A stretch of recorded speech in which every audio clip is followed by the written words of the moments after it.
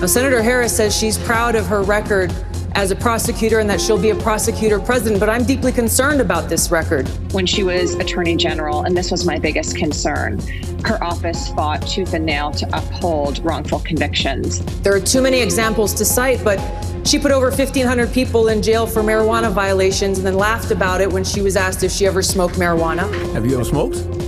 I have. Okay. Like and I inhale. I did inhale. She blocked evidence that would have freed an innocent man from death row until the courts forced her to do so. Where the Supreme Court of California ordered her to produce the evidence that was exculpating to somebody sitting up on death row that she had hit. They did that over and over and over again with her hiding this evidence. She kept people in prison beyond their sentences to use them as cheap labor for the state of California. Despite a Supreme Court order that she released 5,000 prisoners and of nonviolent drug crimes who were illegally in California jails, she kept them in there saying that we needed them for firefighting.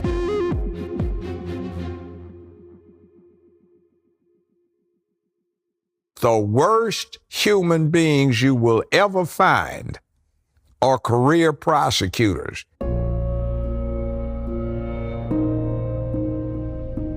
They destroyed evidence that would have exonerated Kevin Cooper. Kevin Cooper was accused of murdering 4 people. The only survivor was an 8-year-old boy named Josh. Because his throat was cut, he could not talk. He pointed to letters and numbers on a board indicating that there had been 3 or 4 killers and that they had been white. Asked several times, Josh gave the same answer. He responded that there were 3 people. 3 people when things went crazy. Right. We were in a hospital when Cooper's picture came on. I said, Josh, do you recognize that man? And he said no. Witnesses said 3 disorderly white men were at a bar after the murders wearing bloody clothing and were driving a vehicle matching the stolen vehicle from the crime scene. A woman turned into the sheriff's office a pair of coveralls that were caked in blood. During Cooper's preliminary hearing, the deputy destroyed the coveralls, threw them in a dumpster. Hair was recovered from the victim's hands, indicating a struggle. The hair was light brown and did not match Cooper. They did find Cooper's blood on a shirt near the crime scene, but they also found EDTA, a chemical preservative indicating that Cooper was framed. They also found the blood was from multiple people. They liquidated all the evidence of the intruders. But I can tell you this, they never found one hair of a black person at this crime scene. Thomas Parker, a deputy for the FBI of Los Angeles, concluded the evidence was planted, he was framed, the cops lied on the stand. Kamala Harris refused to allow Cooper, a man on death row now, DNA testing and showed no interest in the case. Harris later said, "I feel awful about this." She could have demanded DNA testing in Cooper's case. Now, Kevin Cooper is on death row.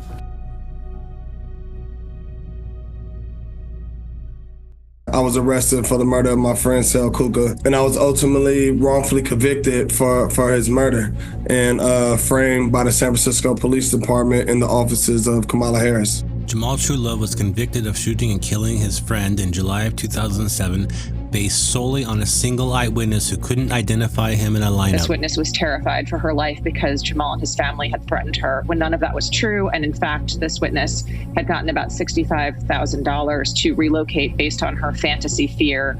Harris credited the brave witness who stepped forward from the crowd for the conviction.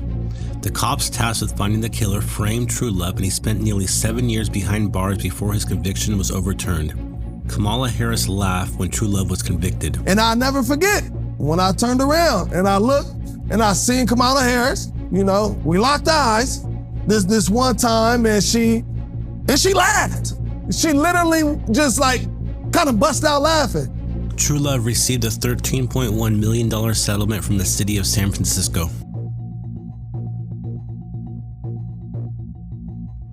Harris's prosecutors deliberately withheld evidence in the case of George Gage. Prosecutors in this case hid and misrepresented the evidence that might have exonerated him. It was his stepdaughter Marion who accused him of sexually abusing her, and the case turned on Marion's testimony. It turned out after the verdict that the prosecutor had suppressed a lot of material about Marion, including medical records and a note from her own mother saying, "My daughter is a pathological liar who lives her lies." The only reason why he sits in prison in San Quentin State Prison at age 76 is because the state has saw it fit to not disclose the most material information on the only witness that they had against them. Rather than acknowledge that this really terrible thing had happened, that this prosecutor had held back information that might have swayed the verdict, what Harris's attorneys went into court and did was say, look, George Gage, who had been forced to act as his own lawyer, didn't raise his claim in exactly the right way, and so for this technical reason, you should affirm that conviction. It went to oral argument, and the judges were very concerned about that position, told the deputy to go back and talk to his supervisors to try to resolve the case, which was a signal to really get rid of it and do the right thing. And instead, Harris's office doubled down, and George Gage is currently 80 years old. He is serving a effective death in prison sentence. The state does not want to disclose those documents. I'm not sure why. If there's nothing in those documents that would be not favorable to Mr. Gage, why not just produce them? Why not simply produce them to defense counsel? The state fought so hard, the prosecutor here, who, by the way, was going to become a judge, right, January of the following year, fought so hard to keep those records away, fought so hard to keep away the police reports where Marion had made inconsistent statements. Whatever he could, he did to make sure that Mr. Gage is convicted of a crime without the jury having the opportunity to really determine the credibility of the main witness. Kamala Harris turned a blind eye and refused to prosecute clergy members accused of sexually abusing children. Harris inherited a collection of personal files involving allegations of sexual abuse by priests and employees of the San Francisco Archdiocese. We were introduced to Helen Ann and another DA's assistant who told us they virtually had all these boxes, about like a room full of files that they had gathered and collected and subpoenaed from the Diocese of San Francisco on all these priests. Bishop Levada at that time was the highest ranking bishop in the United States. Then he became cardinal. So this was the top guy. This was the kingpin in the United States. And we had a champion here that was going to go after him. We thought, well, this is going to go somewhere. These guys are going to be punished. They're going to be held accountable. They're going to be prosecuted. District attorney. In 2004, Kamala Harris was elected. Everything just went down the tubes. Her participation in going after clergy or predators of the Catholic Church or bishops who had enabled these people was less than zero. Harris refused to pursue child molestation criminal cases against Catholic priests. According to the victims, when they asked for help with their civil cases against the molesters, Harris covered up the evidence. On top of that, Harris received substantial campaign donations from people and organizations associated with the accused molesters and their defense. Harris's office also tried to prevent nonviolent prisoners from being released after the U.S. Supreme Court ruled that California's overcrowded prisons violated inmates' constitutional rights. Harris's legal team argued that if certain potential parolees were given a faster track out of prison, it would negatively affect the prison's labor programs, including one that allowed certain inmates to fight California's wildfires for about $2 a day. They argued that releasing these nonviolent inmates would severely impact fire camp participation, a dangerous outcome while California was in the middle of a difficult fire season and severe drought. They continued, draining the prisons of minimum custody inmates would deplete the labor force both internally and in local communities where low-level, nonviolent offenders worked for pennies on the dollar, collecting trash and tending to city parks. 2 months later, Harris told BuzzFeed she was shocked by the argument and said she would be looking into it. Before Steve Mnuchin was nominated by Trump to Secretary of Treasury, he gained the nickname the Foreclosure King due to the mass amount of homeowners he foreclosed on. Mnuchin, along with 6 other billionaires including George Soros, bought IndyMac for pennies in 2009, renamed it One West, and headquartered it in Pasadena, California. One West rushed delinquent homeowners out of their homes, illegally backdated an estimated 99.56% of documents, and the California Attorney General's office uncovered thousands of violations and predicted further investigation would uncover thousands more.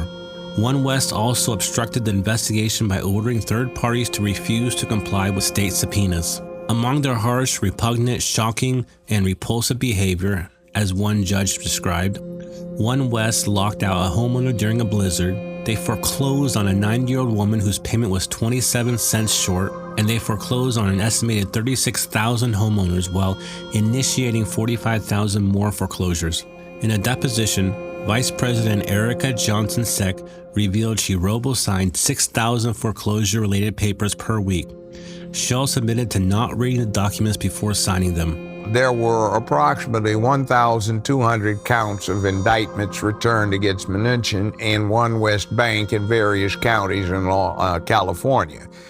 Well, Mnuchin and Soros financed and arranged and sponsored Kamala to run for Attorney General of California. They got her elected. She got in, and using the authority she had, she promptly consolidated all 5,200 counts and dismissed them.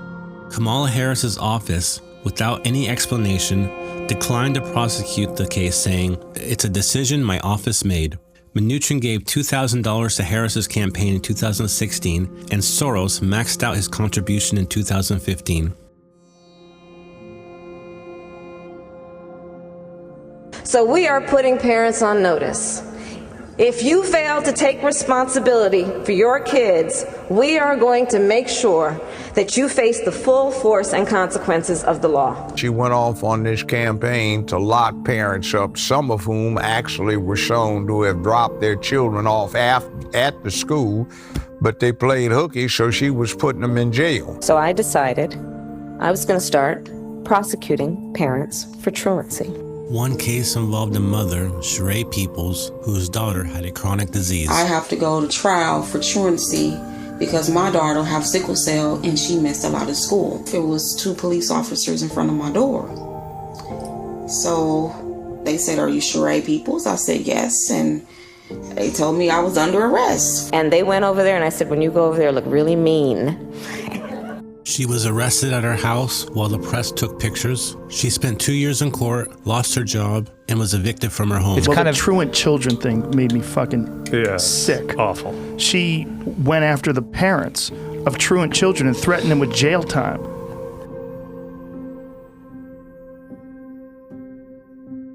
There was a big crime lab scandal whereby there was a lab technician who was using the drugs rather than testing them. And as a result, many, many convictions became tainted. And it turned out that her office had known for months, top attorneys had, and had not disclosed that information to the defense.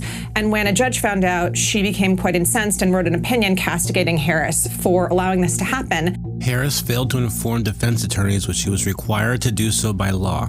One judge wrote, "She failed to disclose information that clearly should have been disclosed." Harris ended up dismissing around 1,000 drug-related cases due to the drug lab scandal. Your opponent, Ron Gold, has said that he is for the legalization of marijuana recreationally. Your thoughts on that? That he is entitled to his opinion. She had a reputation for giving out the stiffest sentences in the United States of America for simple possession of marijuana in San Francisco, for God's sakes. She did prosecute almost, I think, 1,900 marijuana cases. Those folks had permanent records until they were wiped away by our past DA. And she declined to support a bill in 2016 that would have made marijuana legal, and she actively opposed the same bill that came up in 2010 while she was still DA. Harris put an estimated 1,560 people in prison for marijuana-related charges. She opposed an initiative to legalize marijuana in the state and another initiative to soften marijuana-related charges. In a death penalty case, a federal judge had found the death penalty to be unconstitutional, and it was up to her to decide whether or not to appeal that ruling, and she did. And as a result of her office defending the death penalty, it was reinstated, and of course, we have it to this day. Harris argued that removing the death penalty undermines important protections that our courts provide to defendants. 2015, Harris didn't take a position on a state law that would have required independent investigations when police killed civilians. She was asked by the California state legislature to support a bill to mandate all police officers wearing body-worn cameras, and she declined.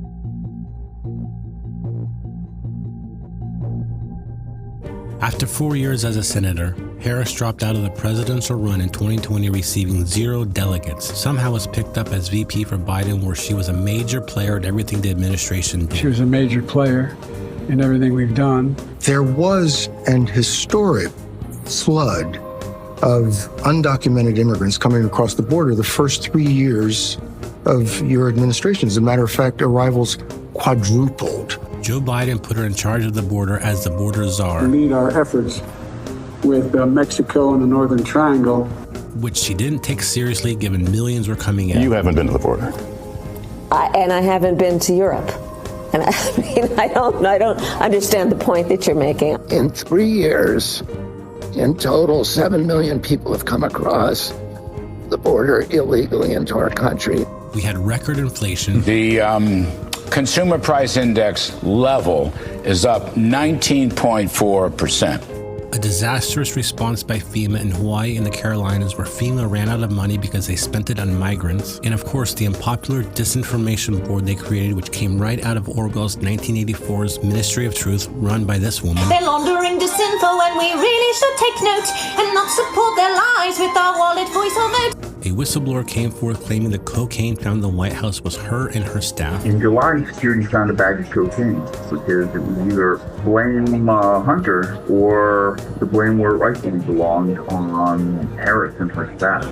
Harris, along with her husband, who allegedly forcefully slapped his ex-girlfriend for flirting with another man, is a Democratic nominee for the 2024 presidential election, along with her VP pick, Waltz. I've become friends with school shooters. And she has the backing of the media, including MSNBC. So do you feel like MSNBC is doing enough to help the Harris campaign?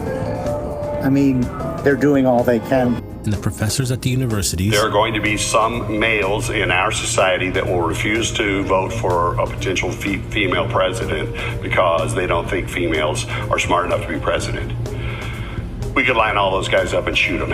And the unifying campaign message seems to be a war on the First Amendment. Speak to our friends and our neighbors about misinformation. We will hold social media platforms accountable for the hate infiltrating their platforms. There's no guarantee to free speech on misinformation or hate speech, and especially around our democracy. We should have free speech, but if you're inciting violence, if you're causing people not to take vaccines. Platforms, whether it's Facebook or Twitter X or Instagram or TikTok, whatever they are, if they don't moderate and monitor the content, we lose total control. Our First Amendment stands as a major block to the ability to be able to just, hammer it out of existence.